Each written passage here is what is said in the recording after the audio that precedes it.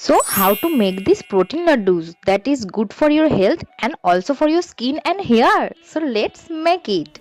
তো ফার্স্টেই প্রোটিন লাড্ডু বানানোর জন্য যেগুলো দরকার সেগুলো হচ্ছে নাটস, লটস অফ নাটস যেগুলো তোমরা খেতে চাও বা খেতে ভালোবাসো। তো এখানে আমি নিয়েছি কিছু হোল ফার্মের sunflower seed, chia seeds, flax seeds আর পামকিন সিডস, আর তার সাথে নিয়েছি হচ্ছে আমন্ডস।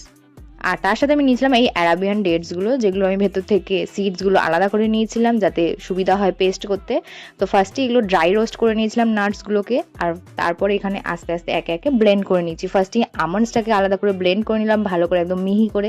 তারপরে বাদ বাকি নাটসগুলো দিয়ে তার সাথে আমি চিয়া সিডস দিয়ে দিয়েছিলাম, কারণ এটাতে আর ড্রাই রোস্ট করার দরকার নেই, সেজন্য এটা আলাদাভাবে একসাথে দিয়েছিলাম। তারপরে সবগুলো একসাথে মিক্স করার পরে এখানে একটা ব্যাটার মতন তৈরি হয়ে যাবে। ব্যাটার মানে একটা ড্রাই ব্যাটার টাইপের, যেটাকে হাত দিয়ে গোল করলেই ব্যাস রেডি হয়ে যাবে আমার লাড্ডুস, যেটা খুবই protein enrich and good for your health.